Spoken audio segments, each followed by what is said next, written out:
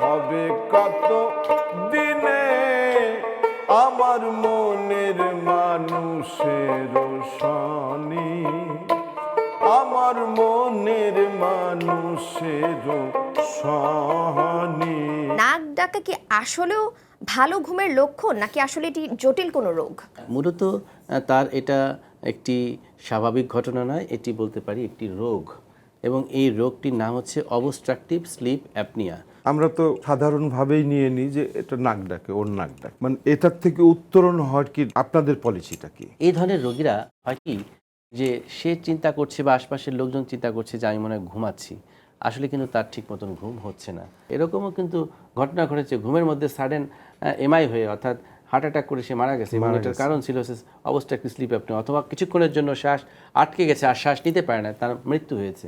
নাক ডাকা কি কোনো বংশগত সমস্যা হতে পারে কিনা? ওবেসিটি বা বডি কনফিগারেশন এটা কিন্তু জেনেটিক্যালি প্রিডিটারমাইন্ড, অর্থাৎ আমার বাবার গঠনের একটি পার্সেন্টেজ কিন্তু আমার শরীরের মধ্যে আসবে। অবস্ট্রাকটিভ স্লিপ অ্যাপনিয়ার মেকানিজমটা কি, বা আমরা কিভাবে বুঝবো যে এটা আসলে এই নাকবন্ধ বা শ্বাসকষ্ট হওয়াটা অবস্ট্রাকটিভ স্লিপ অ্যাপনিয়ার দিকে যাচ্ছে? যাদের নাকের পার্টিশনটা একদম সোজা থাকে তাদের খুব সহজেই বাতাস ঢুকছে আবার বের হচ্ছে, ঢুকছে বের হচ্ছে, এবং এখানে কোনো বাধা নেই। কিন্তু যদি নাকের হাড়টা বেঁকে যায়, এই যে খেয়াল করুন নাকের হাড় বেঁকে গিয়েছে এবং কখনো কখনো মাংসগুলো যদি ফুলে যায়, তখন কিন্তু বাতাস ঠিক মতন বেরো হবে না, ঢুকবেও না, তখন বাধার সম্মুখীন হবে। যেখানেই বাধা সেখানেই কিন্তু শব্দ বা আন্দোলন।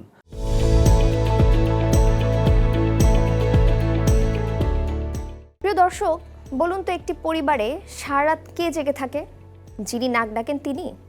না, সেই নাক ডাকা ব্যক্তির পাশে যিনি ঘুমানোর চেষ্টা করে তিনিই সারারাত জেগে থাকেন। কথাটা মজার ছলে বললাম, তবে এই নাক ডাকার পেছনে লুকিয়ে আছে মারাত্মক স্বাস্থ্য ঝুঁকি। মাদারীপুরের টুকু শেখ দীর্ঘদিন ধরে নাক ডাকার সমস্যা এবং জটিলতায় ভুগছিলেন, এবং একটি পর্যায়ে তাকে বলা হয় যে কোনো সময় রাতে ঘুমের মাঝে তিনি মৃত্যুবরণ করতে পারেন। এ কথা শুনে তিনি প্রচণ্ড ঘাবড়ে যান এবং আশাহত হয়ে পড়েন, তবে আশা হারাননি তার সহধর্মিণী। নাক ডাকার সমস্যার সমাধানের জন্য চলে যান ম্যালিয়া সিএনটি স্পেশালাইজড হসপিটালে। দর্শক, এই নাক ডাকার সমস্যা থেকে কি আদৌ সমাধান পাওয়া সম্ভব? জানার জন্য আমন্ত্রণ জানাচ্ছি জিটিভি আয়োজিত Malleus ENT specialised hospital limited presents let's talk with doctor Basudeb health শোতে। আপনাদের সাথে আছি আমি ডক্টর মারজান।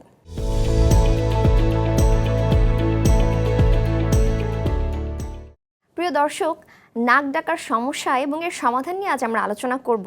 আমাদের সাথে গেস্ট এক্সপার্ট হিসেবে আছেন ডাক্তার বাসুদেব কুমার সাহা, নাক কান গলারোগ বিশেষজ্ঞ এবং head neck surgeon, senior consultant, কেন্দ্রীয় পুলিশ হাসপাতাল রাজারবাগ, ঢাকা, চিফ কনসালটেন্ট, ম্যালিয়া ENT specialized hospital limited. Sir, অনেক অনেক স্বাগত জানাই। কেমন আছেন? Thank you very much doctor Marjan, আমি ভালো আছি, and thanks for inviting me in this show. আরে কেন মন ঘুরো বাহিরে,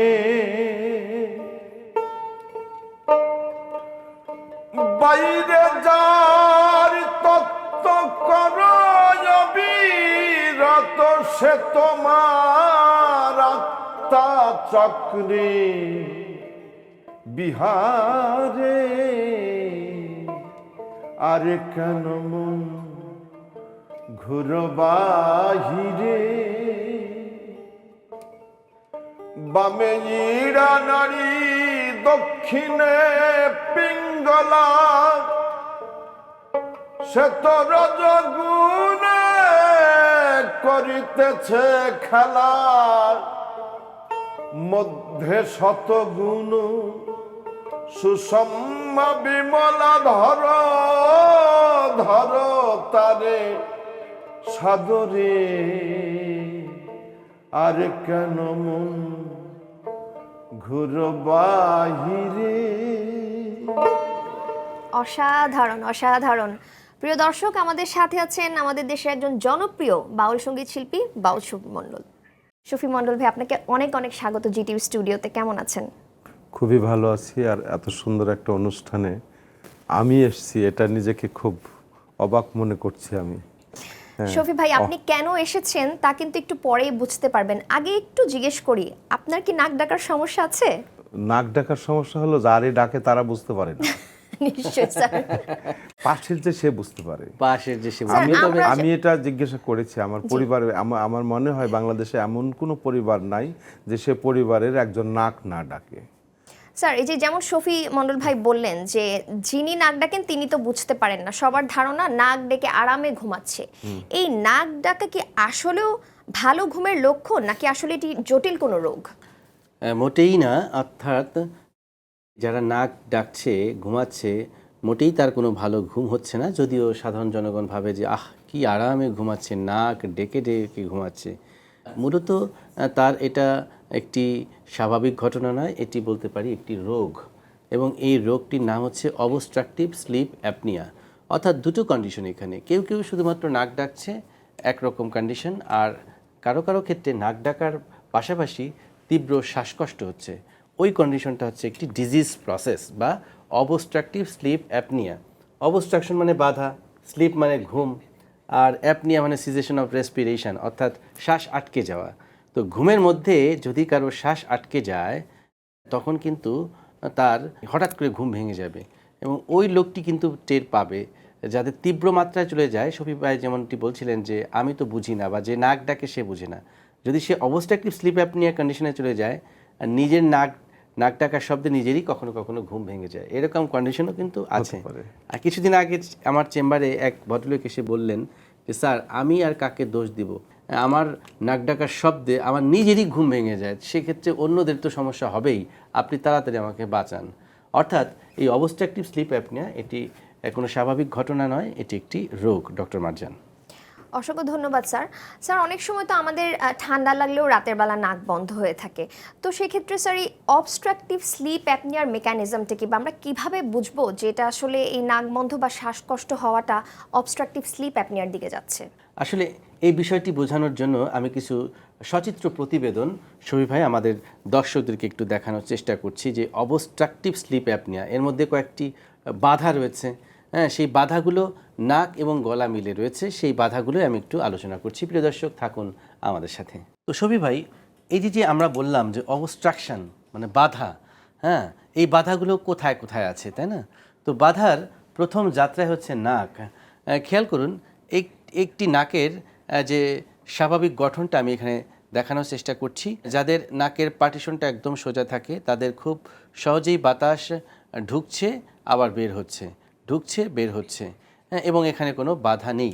কিন্তু যদি নাকের হাড়টা বেঁকে যায়, এই যে খেয়াল করুন, নাকের হাড় বেঁকে গিয়েছে এবং কখনো কখনো মাংসগুলো যদি ফুলে যায়, তখন কিন্তু বাতাস ঠিক মতন বেরো হবে না, ঢুকবেও না, তখন বাধার সম্মুখীন হবে। যেখানেই বাধা সেখানেই কিন্তু শব্দ বা আন্দোলন। তো নাকের বাধাটা কোথায় কোথায় হতে পারে? নাকের হাড় যদি বেঁকে যায় তখন একটি বাধা, নাকের মাংসপিণ্ডগুলো যদি ফুলে যায়, যেটাকে আমরা বলছি হাইপারট্রফি টার্বিনেট, এটা অ্যালার্জিক কন্ডিশনে বাড়ে। আবার নাকের মধ্যে যদি কোনো পলিপাস হয়ে থাকে, সেক্ষেত্রে নাক বন্ধ থাকলে আমাদের বাতাস যেতে সমস্যা হবে, বের হতে সমস্যা হবে, আলটিমেটলি অবস্ট্রাকশনের মধ্যে আমরা পড়ে যাব। এরপরে আমরা একটু যদি নিচে নামি, তাহলে হচ্ছে গলা। হ্যাঁ, সেই গলার মধ্যেও কিছু চেঞ্জ আসলে বাধা তৈরি হতে পারে। সেটা কি একটু দেখানোর চেষ্টা করছি। এই যে খেয়াল করুন, এটি স্বাভাবিক একটি গলার চিত্র। এই যে জিহ্বা, এখানে এই দুটো হচ্ছে টনসিল, এটাকে বলছি আমরা সফট প্যালেট বা আলা জিহ্বা। তো এই গঠনের মধ্যেও কিন্তু কিছু কিছু রোগীদের পরিবর্তন আসে। সেটা কি খেয়াল করুন, এখানে একটি নর্মাল টনসিলের চিত্র দেখানো হচ্ছে, এখানে কিন্তু চিত্রটা অনেক বড়। কারো কারো ক্ষেত্রে হিউজলি এনলার্জ টনসিল, এবং এই যে আলা জিভ বা আলা জিহ্বা বা উভুলা, এটা কিন্তু এখানে লম্বা খেয়াল করা যাচ্ছে। এখানে কিন্তু শফি ভাই খেয়াল করুন, স্বাভাবিক শর্ট, কিন্তু এই চিত্রের ক্ষেত্রে কিন্তু একটি ব্যতিক্রম দেখা যাচ্ছে, অর্থাৎ এখানে কিন্তু আলা জিহ্বাটা লম্বা খেয়াল করা যাচ্ছে। এবং কারো কারো ক্ষেত্রে এই যে জিহ্বার যে গোড়া, যেটাকে আমরা বলছি বেজ অফ দ্য টাং, এটাও অনেকটা বাল্কি থাকে। এবং কারো কারো ক্ষেত্রে এডিনয়েড টিস্যু ন্যাজিফারিংসে সেটা হাইপারট্রফি থাকে। যদি কেউ অতিরিক্ত মাত্রায় ওয়েট গেইন করে, তখন সেটার প্রভাব কিন্তু প্রতিটি জায়গায় পড়বে। ইভেন তখন তার সফট প্যালেটটাও কিন্তু বাল্কি হয়ে যাবে, base of the tongue bulky হয়ে যাবে, এবং গলার ভেতরের স্পেসটা সরু হয়ে যাবে। তো যখনই গলা এবং নাকের ভেতরে এই বাধাগুলো তৈরি হয় এবং সেন্ট্রাল ওবেসিটি ডেভেলপ করে, তখনই কিন্তু ওই রোগী বা ওই মানুষটি নাক ডাকে। এবং এই নাক ডাকার ফলে যখন হঠাৎ করে শ্বাসকষ্ট হয়ে অক্সিজেন ক্রাইসিস হয় লাংসে, তখন তার তীব্র মাত্রায় শ্বাসকষ্ট হয়, এবং সেই কন্ডিশনে কে আমরা বলছি obstructive sleep apnoea. Doctor Marjan এবং প্রিয় দর্শক এবং আমার মনে হয় যে শফি ভাই, আপনি নিশ্চয়ই এখন বুঝতে পারছেন যে অবস্ট্রাকটিভ স্লিপ অ্যাপনিয়া কী জিনিস। তো এটা কি কোনো জেনেটিক প্রবলেম হতে পারে? নাক ডাকা কি কোনো বংশগত সমস্যা হতে পারে কিনা? এটার সাথে লিঙ্ক আপ রয়েছে, আপনি যথার্থই বলেছেন। জেনেটিক হচ্ছে জিন ক্যারি করে, অর্থাৎ আমার ফাদারের যে বডি কনফিগারেশন সেটার একটা পার্সেন্টেজ কিন্তু আমার শরীরের মধ্যে ডেফিনেটলি আসবে। যেমন কিছু কিছু রোগ আছে, যদি বাবা মায়ের ডায়াবেটিস থাকে সেটা কিন্তু সন্তানের মধ্যে প্রবাহিত হতে পারে। এখন ওবেসিটি বা বডি কনফিগারেশন এটা কিন্তু জেনেটিক্যালি প্রিডিটারমাইন্ড, অর্থাৎ আমার বাবার গঠনের একটি পার্সেন্টেজ কিন্তু আমার শরীরের মধ্যে আসবে। অ্যানাটমিক্যাল গঠন একটা ফ্যাক্টর, যে কারো শর্ট নেক থাকে, শর্ট নেক কিন্তু একটা স্নোরিং বা অবস্ট্রাকটিভ স্লিপ অ্যাপনিয়ার একটা কজ। আবার দেখা যায় যে নেকটা লম্বা, তাদের কিন্তু স্নোরিং হবে না। যাদের নেক শর্ট তাদের হচ্ছে অবস্ট্রাকটিভ স্লিপ অ্যাপনিয়া বেশি হয়। এরপর হচ্ছে central obesity, base of the tongue, এটার যে গঠন, নাকের কার্ভেচার, এটার কিন্তু একটা শেপ, অ্যানাটমিক্যাল গঠন। তো এই জিনিসগুলো কিন্তু কিছুটা জেনেটিক্যালি ইফেক্ট পড়ে, তবে একটা মেজর পোর্শন হচ্ছে লাইফস্টাইল। আমি কিন্তু চাইলেই অনেক কিছুকেই আবার মডিফাইও করতে পারি আমার নিজের ইচ্ছায়। আমি যদি ফিজিক্যালি ফিট থাকি, রেগুলার এক্সারসাইজ করি, ডায়েটিংটা করি, শৃঙ্খল জীবনের মধ্যে থাকি। স্যার, আপনারা কখন নিশ্চিত করেন যে এই নাক ডাকার সমস্যার জন্য একজন রোগীর আসলে সার্জিক্যাল কোনো প্রসিডিউরের প্রয়োজন বা আসলে অন্য কোনো ধরনের চিকিৎসা প্রয়োজন? Thank you very much. আমরা এই ধরনের রোগীরা যখন আমাদের কাছে আসে শফি ভাই, আমরা প্রথমে তার হিস্ট্রি নিয়ে থাকি, যে তার পেশাটা কি, তিনি কী কাজ করেন, এরপর হচ্ছে তার ডেইলি লাইফটা কি, সেটাও আমরা জিজ্ঞেস করি। এবং এই রোগীরা যখন আমাদের কাছে আসেন, ম্যাক্সিমাম ক্ষেত্রে প্রায় 95% ক্ষেত্রে আমরা দেখছি যে ওভারওয়েট, হ্যাঁ, তার মাত্রাতিরিক্ত ওজন, 100-র উপরে ওজন, ঠিক আছে না, 100 কেজির একদম। উপরে। আমি তো কিছুদিন আগে একজন রোগী পেয়েছি 140 কেজি ওজন, তাকে পরবর্তীতে ডায়েটিং করিয়ে করিয়ে আমি 100 কেজিতে আনার পর তারপর তারা অপারেশন করে দিয়েছি। তো ওজনটা একটা বিশাল বড় ফ্যাক্টর, এবং ওজনের ফলে আলটিমেটলি নাক ডাকার মাত্রা এবং অবস্ট্রাকটিভ স্লিপ অ্যাপনিয়া বেড়ে যায়। তো এরপর আমরা তার ক্লিনিক্যাল কিছু এক্সামিনেশন করে দেখি, যেমনটি দেখালাম যে তার ভেতরে কোথাও অবস্ট্রাকশন আছে কিনা। যেমন নাকের হাড় বাঁকা থাকলে লাইফস্টাইল চেঞ্জ করলে তো বাঁকা আর সোজা হবে না, ইভেন ওষুধ দিয়ে তো বাঁকা হাড়টাকে আমি সোজা করতে পারছি না। টনসিল বড় যদি থাকে সেটাও কিন্তু আমরা ওইভাবে ঠিক করতে পারছি না। লাজিওভাটা যদি লম্বা থাকে সেটাকেও তো আমরা ওষুধ দিয়ে শর্ট করতে পারছি না। এরকম মেকানিক্যাল অবস্ট্রাকশন যেখানে যেখানে থাকে সেগুলোকে আমরা ফাইন্ড আউট করি। পাশাপাশি আমরা তার একটি পরীক্ষা করি, যে পরীক্ষাটির নাম হচ্ছে স্লিপ স্টাডি বা পলিসমনোগ্রাফি। এটা ওভারনাইট এই পরীক্ষাটি হয়। এই পরীক্ষার জন্য আলাদা ল্যাব আছে, যেটি ম্যালিয়াস ইএনটি স্পেশালাইজড হসপিটালে একদম ডেডিকেটেড স্লিপ ল্যাব রয়েছে, হ্যাঁ, যেখানে একজন প্রশিক্ষিত টেকনিশিয়ান থাকেন। একটি ডিভাইস তার বুকে সেট করে রাখা হয় এবং সেই ডিভাইসের মাধ্যমে রেকর্ড করা হয় সারা রাত ভরে যে সে কী মাত্রায় নাক ডাকছেন, এবং এই নাক ডাকার পর তার কয়বার স্লিপ অবস্ট্রাকশন হচ্ছে, শ্বাসকষ্ট হচ্ছে, তার অক্সিজেন স্যাচুরেশন SpO2 আমরা বলি, কতটুকু অক্সিজেন তার বডিতে থাকছে, সর্বনিম্ন কতটুকু অক্সিজেন থাকে, তার AHI অর্থাৎ অ্যাপনিয়া হাইপোঅ্যাপনিয়া ইন্ডেক্সটা কত, এরকম কতগুলো সিগনিফিক্যান্ট প্যারামিটার আছে, ডেটা আছে, যেগুলো আমরা দেখে আমরা নির্ণয় করি যে তিনি কোন স্টেজে আছেন। 1, 2, 3 অর্থাৎ মাইল্ড, মডারেট, সিভিয়ার। যিনি মাইল্ড অর্থাৎ স্বল্প মাত্রার অবস্ট্রাকটিভ স্লিপ অ্যাপনিয়া আক্রান্ত, তাদেরকে আমরা খাদ্যাভ্যাস, লাইফস্টাইল পরিবর্তনের মাধ্যমে ঠিক করতে পারি। মডারেট এবং সিভিয়ার অর্থাৎ 2 এবং 3 লেভেলে যারা চলে গিয়েছে, তাদের ক্ষেত্রে যদি এরকম মেকানিক্যাল অবস্ট্রাকশন থাকে, তাদেরকে আমরা সাজেস্ট করি সার্জারি করানোর। কি কি সার্জারি করি আমরা এখানে? স্লিপ সার্জারি কতগুলো ছোট ছোট কাজের সমন্বয়ে গঠিত। নাম্বার 1 হচ্ছে বাঁকা হাড় থাকলে সেটাকে আমরা সোজা করছি, মাংস ফোলা থাকলে সেটাকে আমরা টার্বিনোপ্লাস্টি করার মাধ্যমে চাপিয়ে দিচ্ছি। তার পেছনে থাকে এডিনয়েড, যেটা বাচ্চাদের থাকে, কোনো কোনো ক্ষেত্রে বয়স্কদেরও থাকে। এডিনয়েড থাকলে আমরা কবলেটর মেশিন দিয়ে কবলেশন পদ্ধতিতে এডিনয়েডেক্টমি করে দিচ্ছি। এরপর আরেকটু নিচে নামলাম। টনসিল, এটি ল্যাটারাল প্রেশার তৈরি করে ঘুমের মধ্যে, টনসিল দুটোকে আমরা বের করে আনছি। এরপর যে আলা জিহ্বাটা দেখালাম, এটা ঝুলে থাকে, সেটাকে আমরা ট্রিমিং করছি একটু ছোট করে। ফ্যারিঙ্গোপ্লাস্টি, পুরো জায়গাটাকে আমরা স্টিচিং করে বাড়িয়ে দিচ্ছি। এতে করে যেটি হয় নাক এবং গলার মধ্যে কোনো রকম কোথাও বাধা থাকলো না, বাধা থাকলো এবং ওই রোগীটি স্মুথলি ঘুমাচ্ছে, শ্বাসকষ্টটা আর হবে না। এবং পাশাপাশি কিন্তু আমরা এও বলি যে আপনি কিন্তু ডায়েট চার্টটা মেনটেন করবেন। এভাবে আমরা চিকিৎসা করে থাকি। স্যার, যারা এই নাক ডাকে, আমরা তো সাধারণভাবেই নিয়ে নিই যে এটা নাক ডাকে, ওর নাক ডাকে, মানে এটার থেকে উত্তরণ হয় কি, আপনাদের পলিসিটা কি? প্রত্যেকটি রোগ যদি আর্লি ডায়াগনোসিস হয় এবং ট্রিটমেন্ট হয়, ওই রোগী সেফ। কিন্তু সেটা যদি বিলম্ব হয় এবং সেখান থেকেই কিন্তু অনেক জটিলতা তৈরি হয়। যেমন যারা নাক ডাকছে তাদের কি কি জটিলতা হয় সেটা একটু যদি না বলি তাহলে কিন্তু জিনিসটা ক্লিয়ার হবে না। এই ধরনের রোগীরা হয় কি, যে সে চিন্তা করছে বা আশপাশের লোকজন চিন্তা করছে যে আমি মনে হয় ঘুমাচ্ছি, আসলে কিন্তু তার ঠিক মতন ঘুম হচ্ছে না। এরকমও কিন্তু ঘটনা ঘটেছে, ঘুমের মধ্যে সাডেন এমআই হয়ে, অর্থাৎ হার্ট অ্যাটাক করে সে মারা গেছে, এবং এটার কারণ ছিল অবস্ট্রাকটিভ স্লিপ অ্যাপনিয়া, অথবা কিছুক্ষণের জন্য শ্বাস আটকে গেছে আর শ্বাস নিতে পারে না, তার মৃত্যু হয়েছে। এটাও কিন্তু অবস্ট্রাকটিভ স্লিপ অ্যাপনিয়ার কজ। এবং এর জ্বলন্ত উদাহরণও কিন্তু আছে। উপমহাদেশের প্রখ্যাত সঙ্গীত শিল্পী বাপ্পি লাহিড়ী, তিনি কিন্তু অবস্ট্রাকটিভ স্লিপ অ্যাপনিয়া আক্রান্ত হয়ে ঘুমের মধ্যে তিনি আমাদেরকে ছেড়ে চলে গিয়েছেন। এবং এ ধরনের রোগীরা কিন্তু স্ট্রোকও করে, মস্তিষ্কে রক্তনালী হঠাৎ করে বন্ধ হয়ে যেতে পারে, স্ট্রোক করতে পারে, কখনো কখনো হেমোরেজিক স্ট্রোক হয়ে রক্তনালী ফেটে যে রক্তক্ষরণ হতে পারে।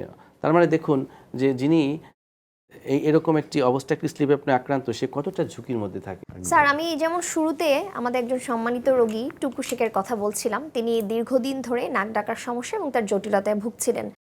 স্যার, উনি চিকিৎসা নেবার পরে আসলে কেমন আছেন এবং এই নাক ডাকার সমস্যা থেকে কি আসলেও মুক্তি পাওয়া সম্ভব কিনা, সেটি নিশ্চয়ই আপনি আমাদের দর্শকদেরকে দেখাবেন। শফি ভাই, আমি একটি সুখবর আপনাদেরকে দেই যে আমরা যে সমস্ত রোগীদের, বিশেষ করে আমি যে রোগীগুলোকে, কমপ্লিকেটেড রোগীকে ট্রিটমেন্ট করছি, সার্জারি করছি, তাদের আর্কাইভ আমি সংরক্ষণ করি এই কারণেই যে তার মতন রোগে আক্রান্ত রোগীরা যাতে সেটা দেখে অনুপ্রাণিত হয়। এবং এজন্য আমি রোগীদের রেগুলার বেসিসে ফলো আপ করি এবং লাস্ট ফলো আপটি আমি তার বাড়িতে চলে যাই। সেটির একটি আর্কাইভ করেছি, patients follow up in house. প্রিয় দর্শক, দেখতে থাকুন আর্কাইভটি।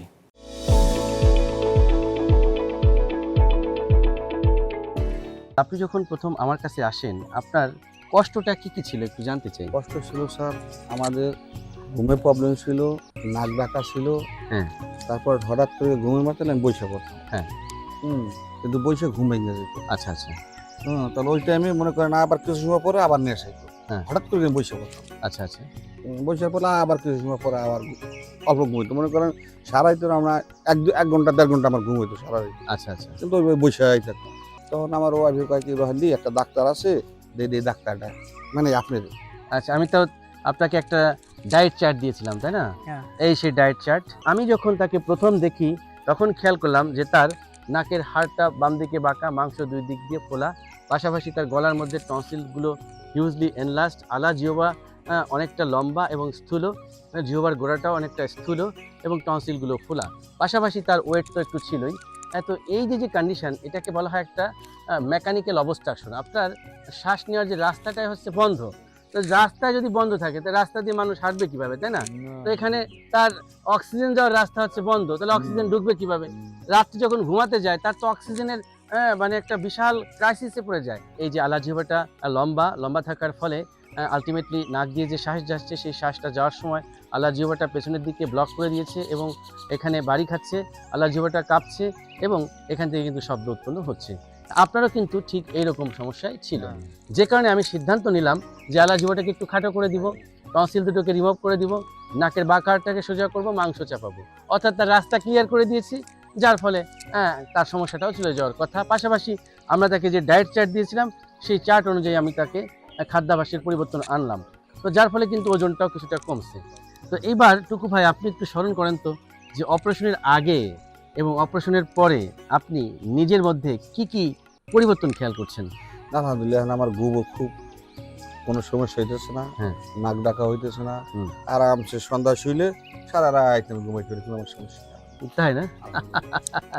আসলে এটাই কিন্তু আমরা চেয়েছিলাম।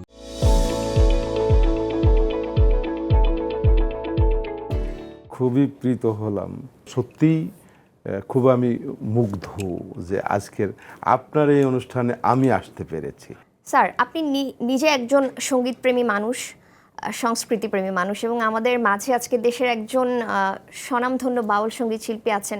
তার গান শুনে কিন্তু আমরা আধ্যাত্মিক হয়ে যাই সবাই। আজকে আমরা যদি একটু শফি ভাইয়ের কাছে একটা গান শুনতে পারি, স্যার আমি চাচ্ছি অনুরোধটা আপনি যদি একটু করেন। ওই একটাই, আমরা সবাই মিলেমিশে থাকতে চাই, মিলন হবে কত দিনে। আচ্ছা, দর্শক, নাক ডাকা কারো জন্য কৌতুকের, কারো জন্য বিরক্তিকর। তবে মেডিকেল সায়েন্সের ভাষায় এই নাক ডাকা সাইলেন্ট ওয়ার্নিং সাউন্ড। সুতরাং অবহেলা করার কোনো অবকাশ নেই। সচেতন থাকলে এবং সঠিক চিকিৎসা নিলে ভালো থাকা সম্ভব। প্রিয় দর্শক, আপনাদের নাক কান গলার যে কোনো সমস্যা জানিয়ে আমাদেরকে ফোন করতে পারেন 01409977862 এই নাম্বারে, অথবা আমাদের চিঠি পাঠাতে পারেন Malleus ENT specialised hospital limited, 24/1 Shan tower, Shantinagar, Dhaka এই ঠিকানায়। আমাদের পরবর্তী আয়োজনগুলো দেখতে চোখ রাখুন জিটিভির পর্দায় শনিবার রাত 8:30টায়। সবাই ভালো থাকুন, অন্যকে ভালো রাখুন, জিটিভির সঙ্গেই থাকুন। চাতক প্রায় হরিণী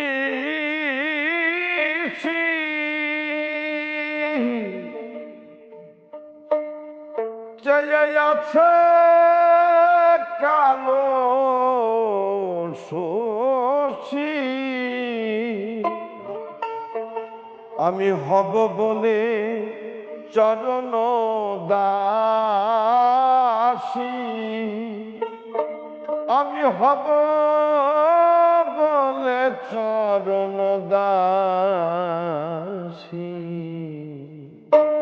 ওটা হয় না কপাল বুনে আমার মনের মানুষের শনি, আমার মনের মানুষের শনি। মিলন হবে কত দিনে, মিলন হবে কত দিনে আমার মনের মানুষের শনি, আমার মনের মানুষের শনি।